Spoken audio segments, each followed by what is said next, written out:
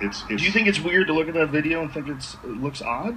It'd be weird if you otherwise knew what it looked that like. a 33-story rocket filled with fuel launched from Cape Canaveral, took several orbits around Earth, went to the moon, took pictures from the front side of the moon, the back side of the moon, images from the surface of the moon. A week later, it comes back. An aircraft carrier goes into the Pacific to pick up a capsule out of the ocean. People get out of the capsule, get on the spacecraft. The president meets them.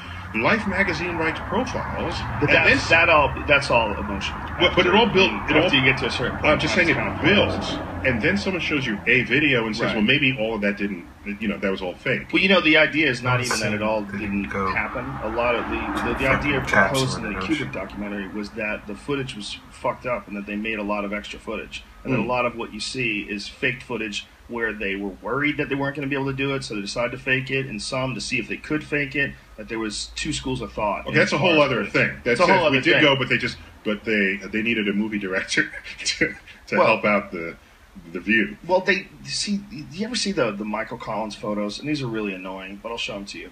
Where this was a Gemini 10 spacewalk, but it wasn't really a spacewalk. It was a simulation, and they just blacked out the background. Used it as NASA used it as like press clippings. So when conspiracy people get a hold of that, they go, aha! Yeah, which is probably just they needed a photo, they didn't have one, the fucking guy really did spacewalk, duh, and they just decided to just do a little fuckery.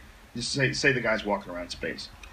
When you the closest photo on the shelf, yeah. And pre-Photoshop, so there's quite a pre-photo, it's like they painted it, right? So you see something like that with your knowledge of physics and with your understanding of vacuums and zero gravity. That doesn't look it's completely straight. It looks totally normal. Well, yeah, it depends on how quickly they return to the ground. I mean, these are, you have to sort of judge that. And but I'd want to see more. I mean, this is a pretty tight shot, and right. Other things. You want to look at how far away the horizon is. Of course, Earth is smaller. The moon is smaller than Earth, so I want to see if dust was kicked up, and does the dust fall at the slower rate that the astronaut falls? I don't see the dust in this, so I'd say this is not enough information. If I was cold presented to this, so if somebody because you can't put wires on dust, right, and suspend the dust and have it descend as slowly as an astronaut bouncing. Right. Does. So you mean like the lunar rover dust?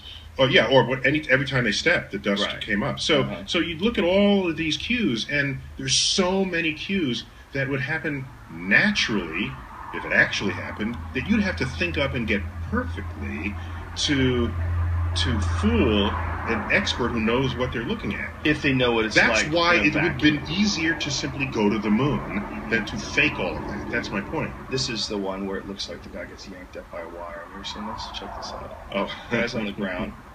Look at this.